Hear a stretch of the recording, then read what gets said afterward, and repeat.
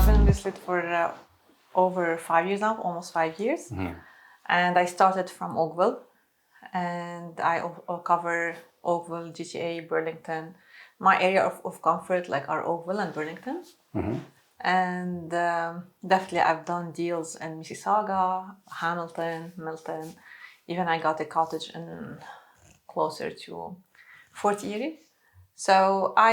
But I would love to specialize in a closer area, not to drive over an hour or so. I've done a lot of deals in Toronto downtown, but I just hate the traffic. Yeah. And I'm sure your day starts getting eaten up by travel, right? Yeah. A lot. How much work can you do stuck in traffic? Yeah, it's just it was nice. I love learning. That's why I started on a bigger area. Of course. Because I'm curious. I would love to learn what I'm doing. So what brought me into real estate is that I believed in investing in real estate. And you can be an investor without being a realtor. Of course. But knowing me, I'm kind of a nerd. I want to learn the inside out of a business. Right. If I want to become an investor, I want to know what I'm investing in and what's behind the scenes and how it happens and what the transactions are and what's off market, on market. So that's how I decided one night, okay, let me go to take a course at the college and get my license and start from there. You're 5 years in. And you're saying you kind of want to specialize more in a location now, more Oakville, Burlington area? Oakville, Burlington, Mississauga, this is where I started with a lot of newcomers. And this is where my referrals wanted to live. Right. I've got very experienced and out of all of Oakville. I know almost every crescent. Same now that I moved to Burlington, it became my home. Right. So I love because I love serving not only transactional real estate business. So I like to really know what I'm serving, what I'm offering. Yeah, I hear. Well, I talk to. I don't know if it's how many years they've been in business, but I hear a lot of realtors, and they'll go anywhere. Even when they're 10 years in, they'll go anywhere and take anybody. What do you think, other than just the commute, pushed you or motivated you to more be localized geographically? To give high-end service. Right. Because, I know Scarborough, but I don't know all the areas. So I would refer my listing to an agent that I know is specializing there, build a good relationship with him, and then he might refer the West End to me. So instead of me going there and buying something where I don't know if behind this house there might be coming up a plaza or a train station or whatever it is, that would affect the value of the house I'm buying for my buyer. Yeah. Or for the listing, I would know more the area, the pockets, street to street. There's a big demographic differences. There's a big tiny neighborhood specs that makes a big difference in pricing the house. Right. And makes a big difference in who wants to buy this house. So the whole marketing plan would change. So when you really know the area, you would serve your client much better. I really like that you said that, because I had a podcast with a realtor in North Bay when I was visiting my wife's family, and he was saying that I asked him, how do you get leads in a small town like this? And he's just I just go down door knocking, right? And I'm well, would you just anywhere? No, I know that each neighborhood, I know everything here in North Bay. Exactly. I know that in this neighborhood, the people are around this age. Yes. I know that these roofs were put in this year, so they're about to get old. Maybe they're gonna want to sell, and they're I can knock and be I know that you're probably bought around this year, and the roofs are going maybe it's time to sell. It makes them a specialist, and it's not just you want to buy, you want to sell. Exactly. I bring a ton of value. Exactly. And I've been debating a lot, because I had another podcast with Michael, right? Shout out to Michael, who's saying his whole push is that you need to be a specialized 100%. Realtor. And when he started in the 80s, it was the brokerages were Oakville Brokerage, and not even just Oakville. Lakeshore, south. Exactly. Southeast, Brabant. Exactly. Yeah. And they were experts in that area. Exactly. They knew everything. Exactly. But with the internet, it just blew up. And you can make a sale in Northern Ontario. So I'm going to take it. I don't know anything about it, but like, sure, why not? Like I would do it for my repeat clients. Like they want to work with me, they know my service. I will, when I do that, I will most probably collaborate with another agent if I have to split my commission with him. Right. Because that's my target, is like to really give the best service to our client, the best value, whether they're buying or selling. So it's not only, so what I love about my way is also I love nurturing my clients, but at the same time when I'm negotiating, I can get a new face. Like I can be very firm and very like I have tactics and like know what to say to the other agent without being respectful, without being disrespectful. Mm-hmm. I really can get the best price by being caring at the same time. Right. So you don't have to be a shark. Like there's this reputation about realtors. You have to be a shark. You have to be competitive. You have to steal these from another agent. Right. I don't believe in that. You can be both. You can be very professional, get the best prices, while keeping your integrity, keeping your care, taking care of your client to the maximum. Yeah. I think because. Like I was telling you, adding value, as you said, by being knowledgeable about the area. 100%. You can't. That's what it comes to. I think it's just like an elastic. You know, it expands and it contracts, expands and it contracts. And new technology comes in, like the internet, so it makes everything easier. So it's like, oh well, and then that's gonna come back because people know, oh, we need realtors who know their stuff. Yeah, that's now that you mentioned that. That's why in 2020, 2021. There has been a flood of realtors. Like there's a lot of realtors, but the ones who survived last year are the ones who had solid foundation, who were adding value to their clients. Mm-hmm. So I know a lot of realtors who were suffering in 2023, 2024, but the few who survived are the ones who have value to add to their clients. Right. Yeah. I lost my train of thought. I was going to ask something, and so if. Sorry. No. Perfect. That's great. That's great. So you decided to stay here. You decided to be more localized. Yes. Is there a way that your business shifted in the way that you operate now that you're kind of changing your mindset and being more local? That you would do when you were starting out, or? No. Like before, I had less clients, so I was able to travel further areas. Now that I have more clients, so I would rather be closer to home and serve them better. This is another discussion in my mind that I'd love to pick your brain. What do you think, in general, right? Mm-hmm. In general, who gets more clients, who makes more money, who's more successful, a specialized realtor or a do-it-all realtor? So it depends what is success for you. Mm-hmm. Okay, so. People would say success for me is to be a $1 million realtor every year. Yeah.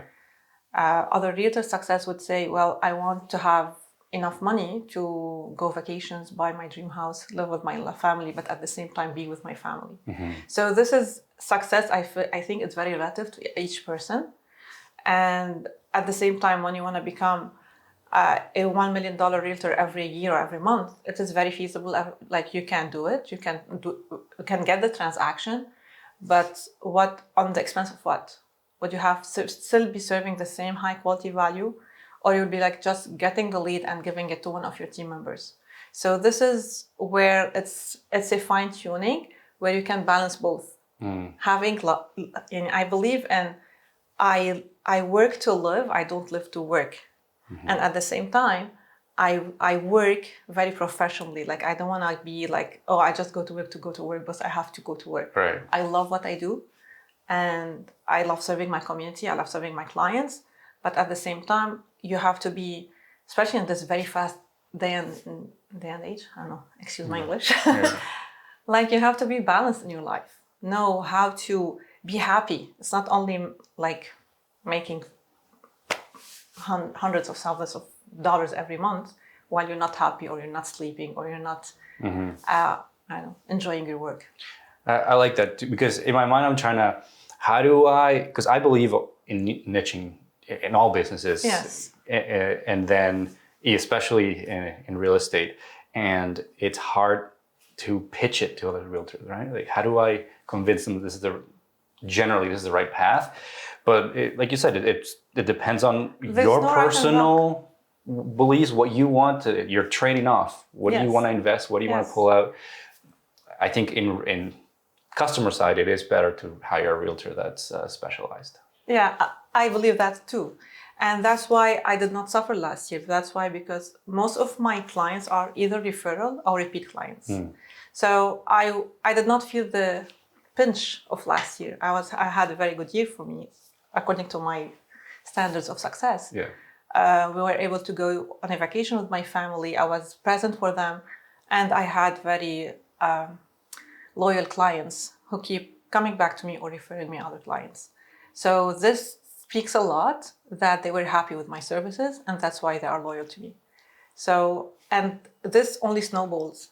So first you're gonna get few deals, and then it snowballs into just like, there's multiple trainers like Mike Ferry, Tom Ferry, Brian Buffini. I like Brian Buffini's style because he's based on referrals. So none of those styles is wrong or right, to each their character. Some people are okay cold calling all day. I can't do it. I need to add to know that there is a need that you have, and I'm filling it for you. And that at the same time, because I don't know if it shows, but I'm very patient. So I try to, as much as possible, smooth the ride for my clients and educate them every step of the way. Right. So they would know what's coming next. And always my first meeting is just educational. So we were gonna have to sit for an hour and go through the process, do this, do that. And then whenever they're doing whatever they're doing, they feel comfortable, they feel confident, and they have less stress. So buying or selling a house is one of the most expensive transactions you're gonna do in real life. Right. So you're gonna feel trust and safe. So yeah. No, that's completely right. In business, when you're developing a service, because you should be developing a service. If you're getting into real estate and you're just thinking, I'm going to sell houses, and you're not planning an actual service, a path for your client. Exactly. You're not treating it as a business, and you're not doing it the best you could. I'm sure you can make money. A lot of realtors are very successful, but it's a mess. It's successful, but it's like transaction after transaction. Exactly. They don't even know who the person they were dealing with. You know, I'm sure we all know I have a family member or a friend or somebody who's kind of like a scammy. and we know that anywhere they go, they're leaving that transaction or interaction, taking something and leaving that person in a bad taste of mouth. Exactly. And I was talking to my mom about this and saying, well, look, that person, they can only deal with new people all the time, because I did business with them. I'm never going to do that again. Exactly. Ever. So the extra effort of trying to meet new people constantly. Exactly. And the town's going to run out of people, and everybody is going to know that you don't do business with that guy because... Exactly, 100%. Yeah. So there's a lot of people in Oakville and in Toronto and in Canada. So those people will not run out of business. They will keep finding new clients. Yeah. But they're not going to be repeat clients. Yeah. For sure. Yeah. And they're going to have lots of effort prospecting. And honestly speaking, I do believe that the clients are not stupid. No. They can feel it. They sense it. They know it. So whenever you're trying to be salesy or transactional with them, some will say, okay, because they did not do their due diligence or they don't want to make the effort. Yeah. And they get what they get. It's effort. I think it's effort too. Exactly. And nobody wants to put extra effort. I think it's not because people are lazy. I think it's just because effort in the body, there's always a calculation. It's like, how much effort do I have to put in towards the reward? What is too much, I'm not going to put effort to educate myself. So I'll just hire this person that gave me I sensed a couple of red flags. Exactly. But you know what? It's okay. It's too much effort to call. Like, I try to do this in business, like get at least 3 quotes. Exactly. In a new industry that I don't know. Because I call the first guy, oh, that's great price. I don't know about the price. I don't know if that's good service. So I need to at least call 3 different companies to be like, evaluate, like, the first one do your due diligence. Was not actually very good. Yeah. Don't give your power away. So keep your power, and whenever you feel that this person is really serving you and educating you, then go with that person. Exactly. Yeah. And we all have the same sales pitches. We all, like realtors, staging, photography, blah, blah, blah. We can all have a nice and neat brochure to show you. But do we really, like, we need to walk the talk. Yes. That's it. Do all realtors walk the talk? I don't know. Some are very professional. I look up to them. Of course, I'm not at my peak yet, but some of them are just walking the talk, just talking and making some marketing, but they don't really deliver what they're talking about. Yeah. So this hurts the industry sometimes, but I believe there's always good people everywhere. Yeah, in the beginning, it's almost like car salesman, right? Yeah. It's like the reputation. Yes. It's almost Yes. like they're always trying to get more, and they're never reputable. But at the same time, I think that helps people that are doing it right. Exactly. Because then you have something to compare, like, oh wow, Maha's way up here compared to all these people. Exactly. You know, so at the end of the day, that's why they come back. So exactly. Yeah. And you mentioned something, you said the path. And this is also where whenever I do a transaction, I always like to educate them as well and know what their needs are. So some people just want to have a house that's ready and very pretty and go live there because they don't want to do any effort. But some people also that are thinking about generational wealth, how they can build more equity, how can they, what is the best transaction for them. So sometimes you might find a rundown house that you can put 50 or 100K on renovations and you're going to make it look like your palace. Right. So this is where education comes as well. So sometimes what's on pictures are not always the best for you, but you need to be educated. You need to know why this option that I would never have looked at might be the best option for me. Right. So, okay. And this comes with my belief in investing. Despite what we're going through, this is a rough market, politically we're unstable, we're going through a recession, but there's always going to be people who want to buy and sell, and you need to know who is going to really guide you towards what's best for you, for your family, and for your long-term investments. So yeah, depending on your needs, I will be guiding you. I like that you're saying that there's always going to be somebody who needs to buy or sell. We're getting married, we're getting divorced, we're dying. That's what so I'm never afraid the market's never gonna crash. Yeah, so you're gonna get a promotion, you're going to a new house, you're gonna lose your job, you're gonna want to sell your house, you're gonna have children, you're gonna grow. Life is gonna happen all keep the time. going, and exactly. yeah, so you'll have houses to sell and clients to sell. Let's go back to that path, because something that I've been trying to do more and taking the time to do as I develop my business more professionally. I like saying that, but professionally, is having that path for the client, because one, it's easier for you because it's more you can do it over and over again, see where, here there's been a flaw, why don't we tweak it? So when you record and when you document and you have a path and you have something, actual systems, you can improve them, right? Instead of just trying to do it in your head. Exactly. Something from a video I was watching, it says like people are either afraid or insecure, anxious, insecure, nervous. And afraid is because you don't know what to do. Exactly. You're not educated. You don't know. Insecure is because there's too many options and you don't know which one to pick. Yes. Right? Yes. And sometimes now that I hire services and I hire people, I really pay attention to how they manage me, how they take me down their path. And I'm trying to be aware, when do I feel anxious? And it's because they don't communicate what's the next step. Okay. They don't tell me this is what's going to happen. So I'm just sitting at home. Obviously, I'm doing stuff. I'm not just sitting at home. So they do it. But your subconscious mind is working. What's going on with Maha? What is she doing right now? Exactly. Like, I haven't heard from her from like 3 days. Like, what's the next step? Like, so communication and laying out a path of like, what can you expect? Next day, you're going to hear from me this day. This is the step. And it takes one time, right? Because you build out the path, you build it once, and then you... Exactly.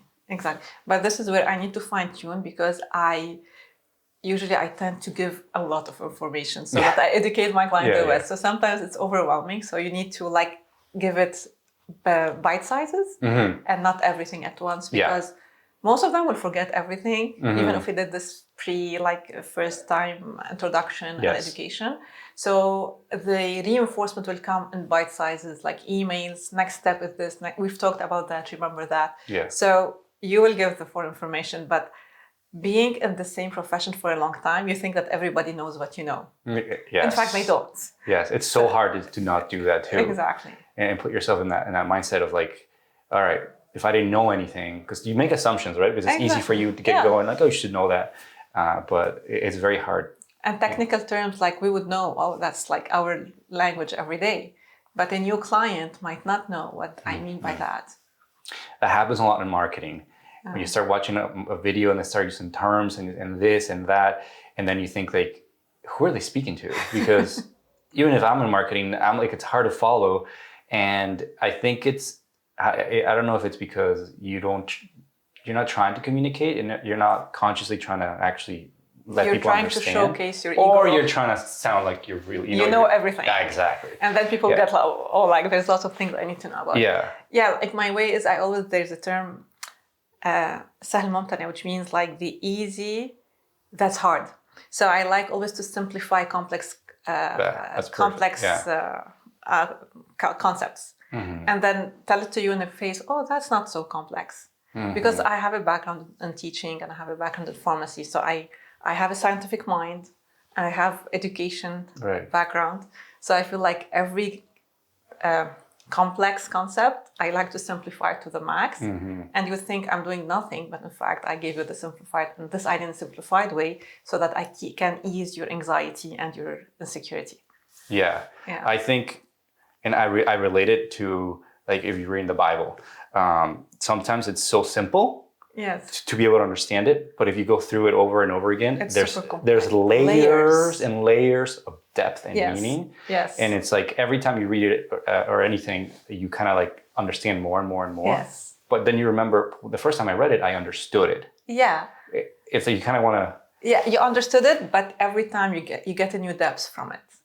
Oh, that's what they meant. Mm-hmm. So you think you understood it, but you can look at it from a different perspective. Mm-hmm. There's always different perspective for the same idea. Yeah. And the same process can be built differently depending on each person's circumstances.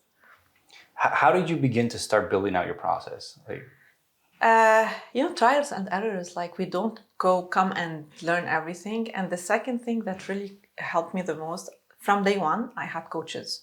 So I have, of course, real estate coaches. I have mindset coaches. I have spiritual coaches.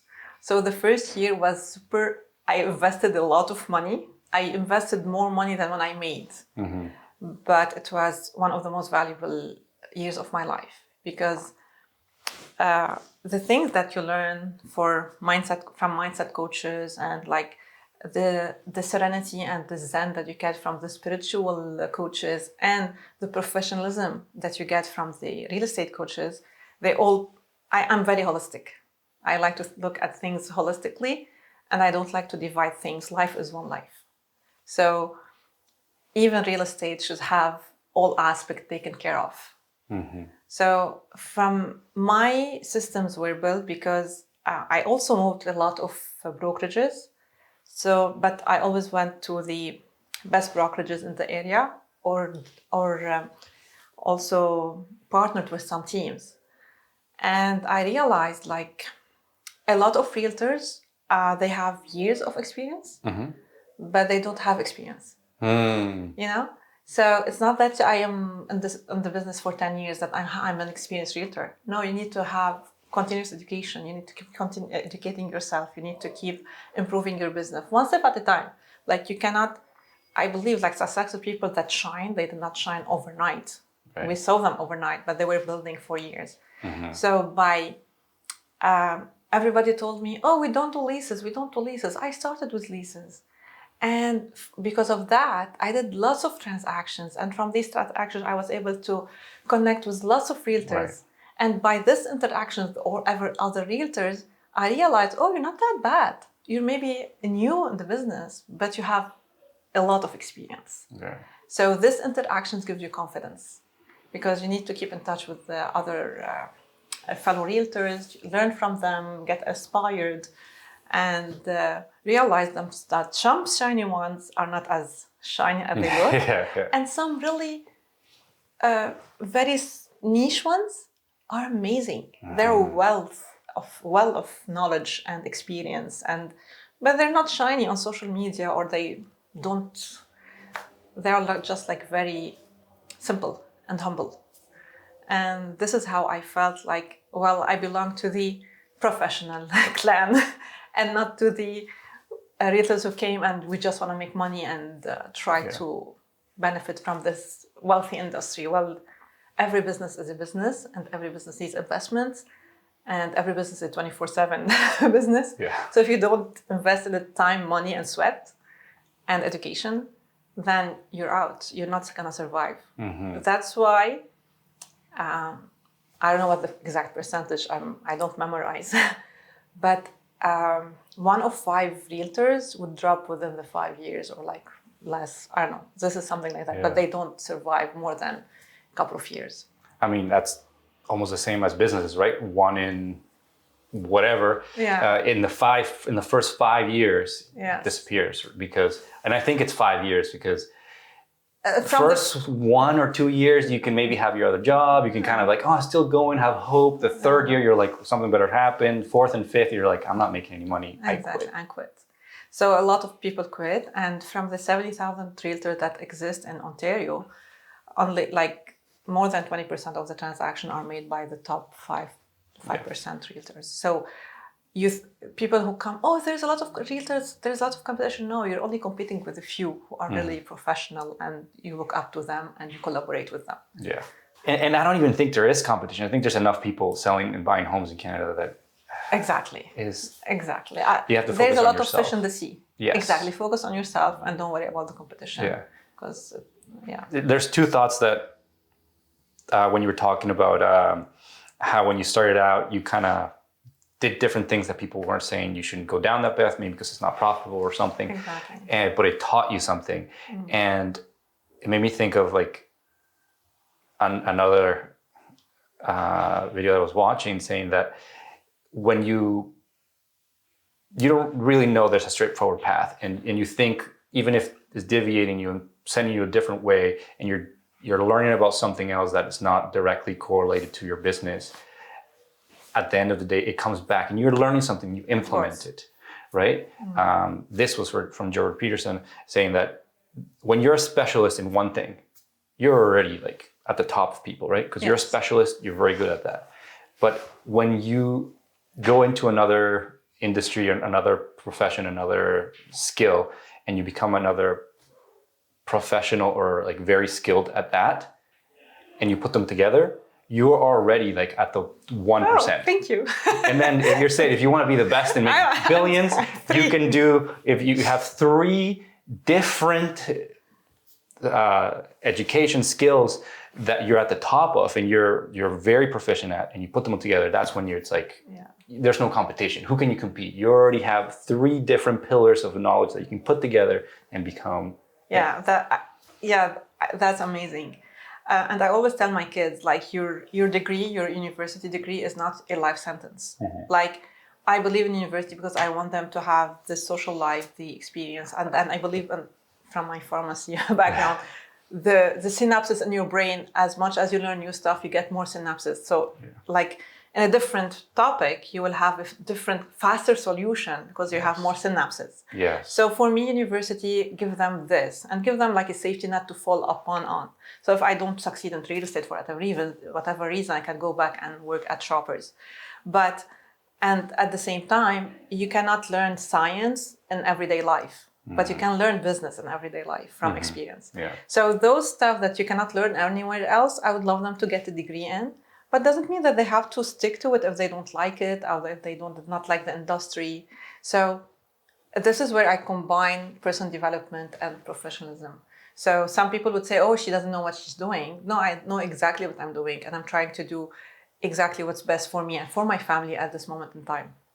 So when my kids were young, I wanted to teach. So I took my teaching diploma so I can be closer to them and have vacations with them. But now that they're older, I want to build the generational wealth for us. So that's why I went to real estate. So it is kind of, when you look back, you see how the dots are connecting because you're able to. So in pharmacy, I was working for a pharmaceutical company. I was working for Pfizer for 10 years. So I got this knowledge, like the negotiation and the selling skills, and I was dealing with doctors, psychiatrists, psychologists. So this will never go away, you know. So Exactly. I learned body language. I learned all of these stuff from this business. It was not my dream job, and I never wanted to stay in a 9 to 5. So I took a chunk from my salary to be with my family when they needed me. And now that they can fly, I can focus again on my career and put together all of these skills, as you said. So, yeah, I like that. I like what you said. So I hope I'm from the $1 billion clan. No, I really like that, because it's something that I try to think about, right? Because you can get into business and I think social media, and there's too many inputs, right? And you can get distracted, and the flashy stuff, like you said, the ones that you don't never hear about, those are the dangerous in the industry. The ones that are always flashy and you, oh, what are they doing? Should I copy them? You go find the person that's quiet and making a killing and being professional, everybody loves, and they're not flashy. And that's something that I go back to the skills. It's something that now in this new mindset that I have, new stage in my life, I'm thinking I want to invest as much as I can. Every second, every dollar that I have is in knowledge and making myself an expert in different fields. So now I think about, what if I become myself? What if I invest all my time in this area? So for the past year, I've been doing economy, like studying economy, how it works, how the government prints money, how to We need to learn this stuff. We need to educate ourselves. Yes, about this how and that tied to politics. Exactly. And like why I was born in Mexico and I moved to Canada when I was very young, and I compare. So I know to compare. Yeah. Like, why does the Mexican government and society act this way? Yeah. Why does the Canadian act this way? And then I went down the rabbit hole of like, well, Canada was started by the English in the royal family. Yes. And so that meant that their laws and the way they become a country, they're structured in a certain way where there's always a king, a ruler. And why is so you go down that rabbit hole, and that's the one thing that always sticks with you, right? Unless you get Alzheimer's, but hopefully you don't. You can lose your money, you can get taxed, you can lose your properties, you can lose your investment, your car, everything you can lose, but not the knowledge and 100%. The experiences and the expertise that you have. 100%. And that's because I have similar background, like I came from the Middle East, and it's like always turmoil and lots of corruption and lots of stuff, but there's like a lot of soul as well. So it's like kind of, and it's different from Canada. Here you get more stability, more security, more safety, but at the same time, we don't want to get it very dull. Mm-hmm. So it's nice to combine both culture in a way that keeps your life rich, right? And progress, like develop, learn. Yeah, it's very interesting what you mentioned. I remembered what the best investment is investing in your knowledge and in yourself, because coming from Beirut, my dad lost his wealth 2 or 3 times in his life. And his mindset was always, I want to save for my retirement. I want to save for my retirement. I want to save for my retirement. He never lived a day in his life. He never traveled. He never had fun. He wanted to save for that. So he worked in the Gulf for over 20, 30 years. So by 2019, he had a fortune. But he sent his money to Beirut. And in Beirut, the banks collapsed. Oh, no. And he lost all his retirement money. Yeah. Everything. So instead of being like a king, now he needs to rely on our support. Yes. So that's why we always need to remember to live today to the fullest and invest in the future by investing in yourself. Mm-hmm. Because, and speaking about investment, I always also in real estate, people shy away when everybody's shying away, but this is when the right smart investor would start buying his whenever it's turning left, you turn right. Exactly. Yeah. But this needs education because people tend to be scared. Like everybody's doing this, then why do I want to do something else? Yeah. No, I agree. I think two things when you were saying about your dad, that, yeah, like my family came from in Mexico. The big family, the rich families were like ranches in Mexico. A lot of land, a lot of your ranches, big land, and like cows or whatever, like just a lot of land in your ranch house, and that gets passed down generationally. But and that was my family. They had like a lot of land and all that kind of stuff, and they lost that with my father, who pushed too much into a business, not enough, just like arrogance, right? Of like going into a business where he didn't understand, he didn't have the knowledge, and everything gone. So like for generations, they were very wealthy. Yeah. And then it ends. Why? Because he didn't have the knowledge, he didn't have the skills, and that's something I try to learn from and not go down that path. Is like, even if I lose anything, I can get it back because I know how to do it. Yes. And yeah. Yeah, and adding to that, I believe in taking risks, but I believe in taking calculated risks. Yeah. So never take a risk where you cannot get out of it. But you have to take risk in order for you to accumulate more success or more money or more wealth. Yeah. So there's always a risk factor, as long as you know where you're putting your eggs. Like you have to, but don't put them all in one basket. Yeah. Yes. I think, and risk is different for everybody, right? Like, to me, like I'm very confident in myself, and like if I lose everything, well, not everything, I have a new baby now, so I gotta think that. But like I know that we don't spend a lot of money. We don't need too many flashy things. But I know if this business fails, I can go to the next one. Exactly. I'm not as emotional. I used to be emotional about like this business this is my baby. It's like it's just a thing.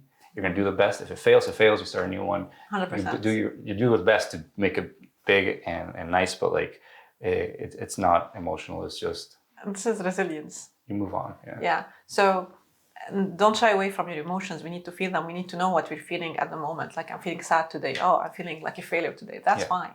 But tomorrow, you know, that's a new day and you're going to start again. Yes.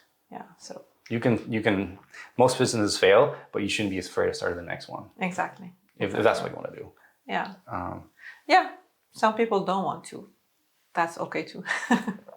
That's something that I think I've worked through a lot more, being able to understand other people's motivations, because I think you have an ease to always think people think like me. Why don't they see it my way? And not like they lived a different life. They have different biological makeup that maybe they want to be more safe, more this.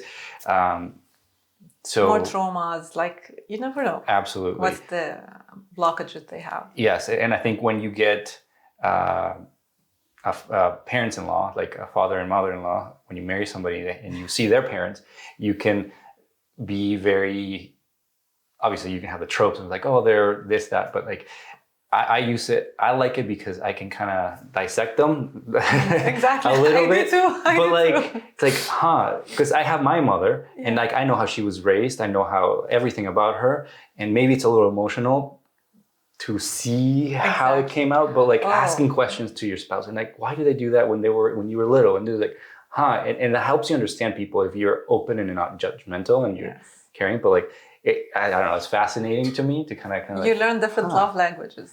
Yes. Like you don't think that everybody speaks the same language. Some people feel loved by service, some people feel loved by gifts, some people feel loved by.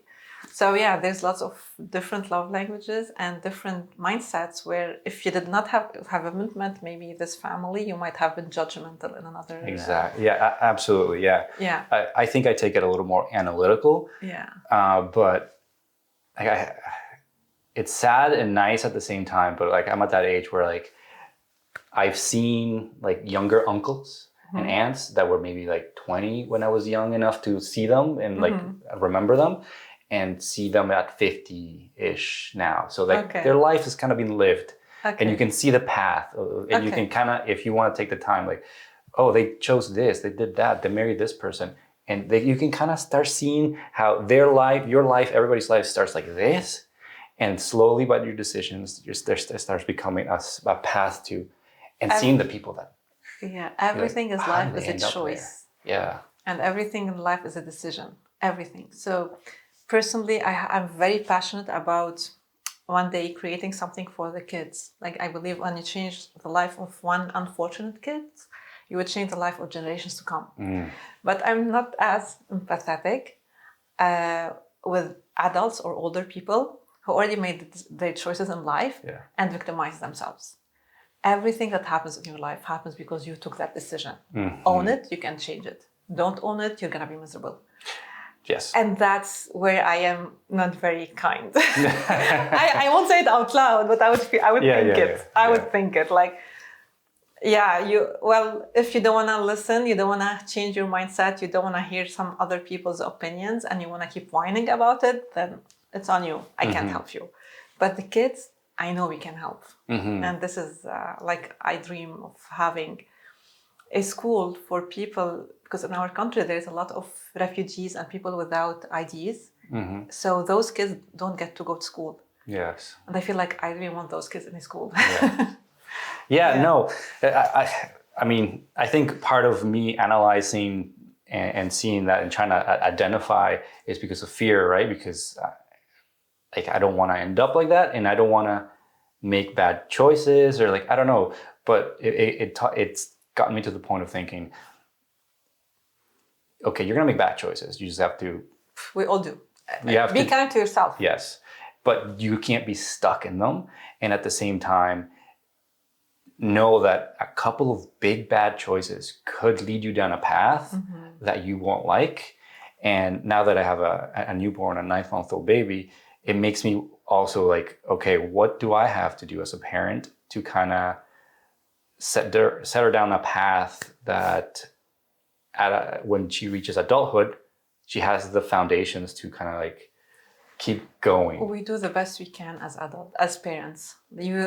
Yesterday I was saying to my husband, we have to stop feeling guilty that we need to do more. We will never be able to do as much as we want, but as long as we're giving them a good example and being there for them emotionally and physically and keeping them safe, and we have to take care of ourselves as well in order for us to give them a good example of how they could take care of themselves. But going back to the decision, I remember reading once an idea in a book. I used to always tell it to my student at school. I forgot which book. It's a very nice book. It's not The Tipping Point, or I don't know. So when someone is driving, I don't know what you call them, the pilot of a spaceship. So they need to take control of the direction every second. Yes. Because a millidegree, I don't know what they call it, a small deviation now, would become like this. So instead of landing on the moon, they would be lost in space. So every moment in our life is a micro decision. And every decision we make would take us to a completely different path, even if we don't know it now. Let me take this. I know it's full of sugar and that's not good for me. It's not gonna hurt me next minute or in 1 hour. But multiple ones of these are gonna take me completely to a different path. Yes. So tiny decisions that we think are harmless or useless, they might be very useful. Like learning one new vocab word a day. In a year, you'll become like Shakespeare. Yes. So tiny decisions are important, not only the big ones. Yeah. No, I agree. I think those are the ones that start getting away from you and they build up to a big thing. Let me scroll social media. Instead, I can read a book. So sometimes there's time for social media and scrolling aimlessly because you're tired and just gonna indulge. Yes. But those need to be deliberate. And then it's a decision that you took and you know it has a consequence and you're responsible. But if you let it become a habit and not pay attention to the decision when it happens, this is when it becomes detrimental to your life. Right. Yeah. How have you're very a deep person, and you think about, I can see that you actually think about life. How do you correlate that into business? Do you try to, when you're dealing with your clients? Because I have a problem of knowing how deep do you develop a relationship in business with clients. Yeah. I have a hard time. How do you? When I was doing a few years ago, I was trying to get a logo and a brand and do my blueprint. I asked the people who were doing the workshop with me, what am I going to be marketing? Maha Masri, the realtor, or Maha Masri, the person? They told me they are the one person, like they are the same.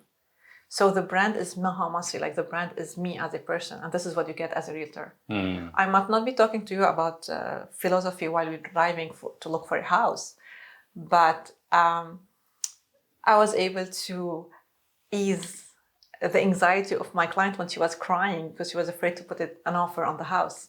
So this comes handy, Right. you know? And they really feel like we became best friends because they felt like I gave, and I would never give them an advice. I wouldn't give myself or my family or my kids. So this is what they get. They get the package with the experience. And I am very horizontal, as you can see. Like I have lots of interests and I develop them in my me time. I'm a bit of an introvert. Like I like people. I go social life. I have lots of networking events. But I need to come back and recharge and have my books with Yes. me. Yeah.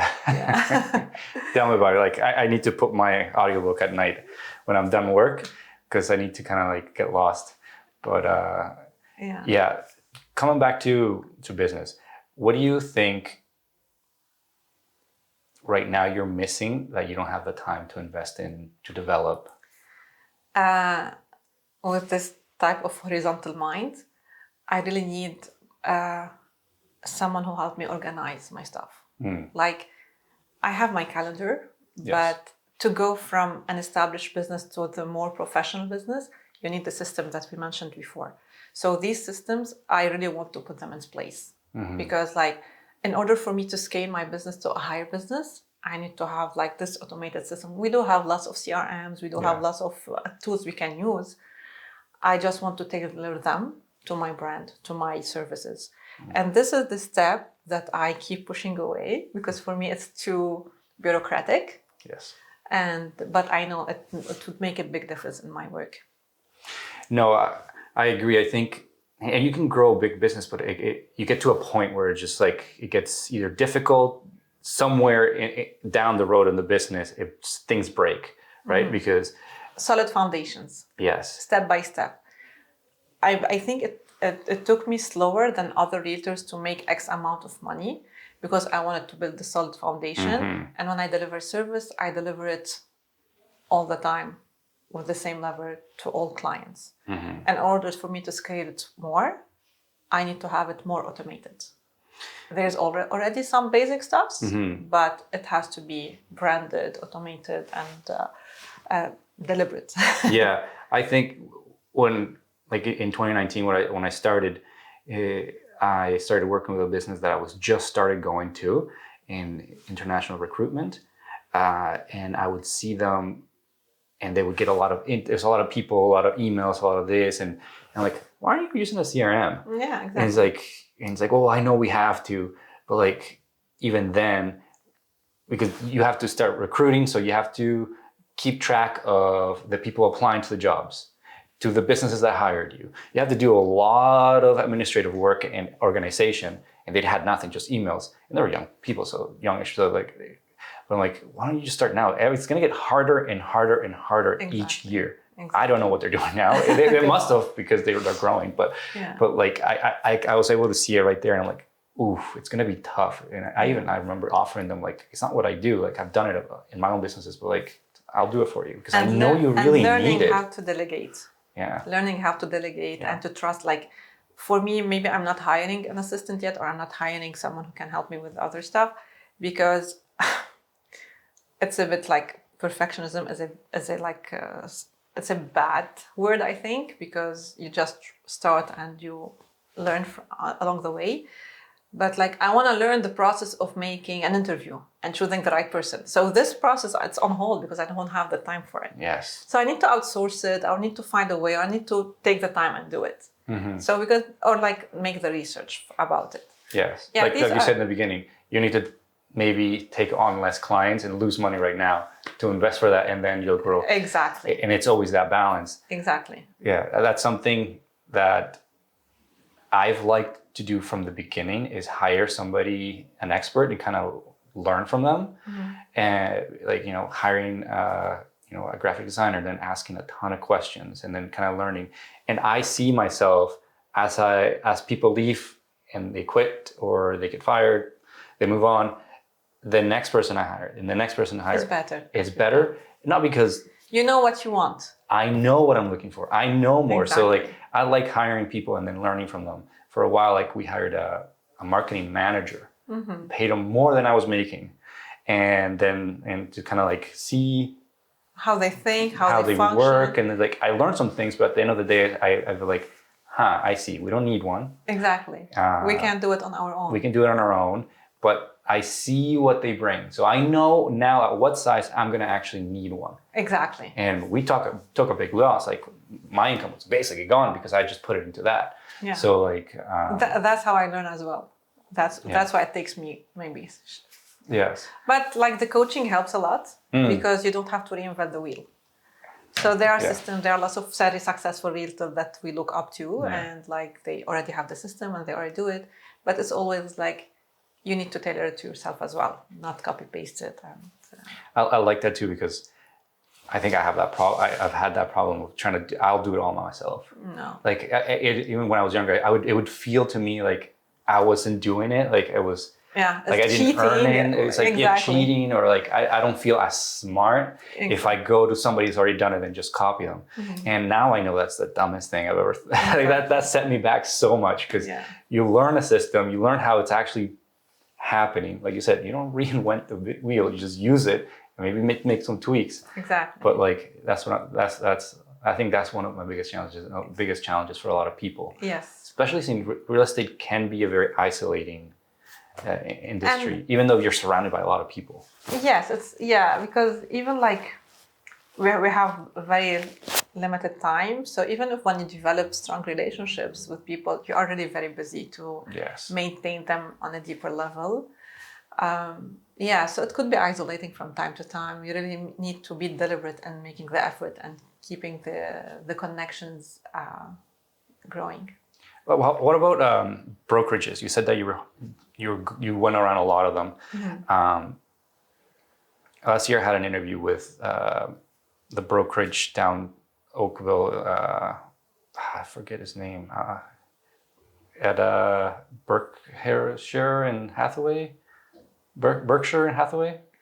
There's a brokerage downtown Oakville here. Yes. And he was telling me that the whole podcast, it was just basically him explaining how brokerage is developed before internet and then after internet and then now, that it became to like you hire all the realtors that you can. You gave them maybe some courses online, basically nothing. You go do whatever.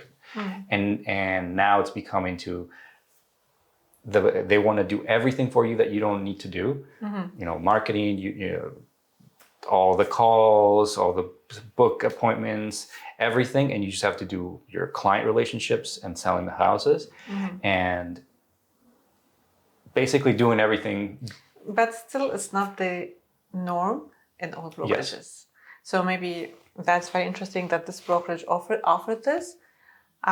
Just we need to work with the brokerage because it is the entity that is being monitored by RICO and by OREA and by CREA, so that we keep the industry like trust accounts, the accounting, all the compliance issues, they are dealt with the brokerage, so that we can, as realtor, safely, like if you're a buyer or a seller, put your deposit in a trust account of a company that is well compliant. Right. Okay, so this is the main, I think, reason for brokerages to exist. Plus, they give lots of trainings for their agents and the back office, like support. But not all brokerages are created similar. Some give a lot of services for their realtors, and some don't. They just like give you the title that you are licensed under them. Yeah. So it depends where you are working and what. What do you think is better for you? And is there a general brokerage that you think that it should be offering certain things and they shouldn't be offering certain things? But goes back to what every agent wants. Like, so we as agents, we have to pay the brokerage in order for us to be licensed and allowed to work under use their franchise or their name.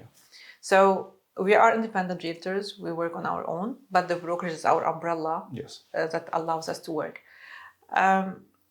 For like It depends on for every realtor. I personally only worked with brand names like Century 21, Sutton Summit, Remax.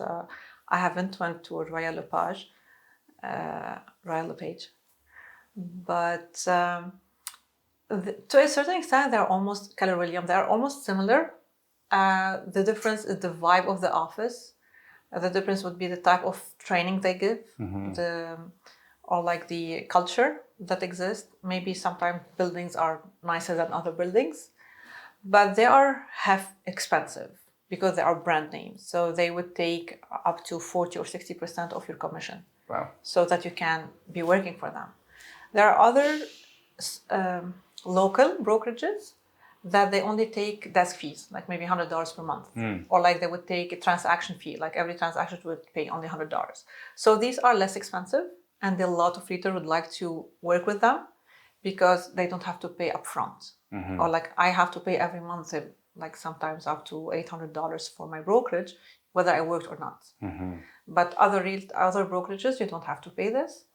And that's why a lot choose to go there. Right. Why I chose Remax?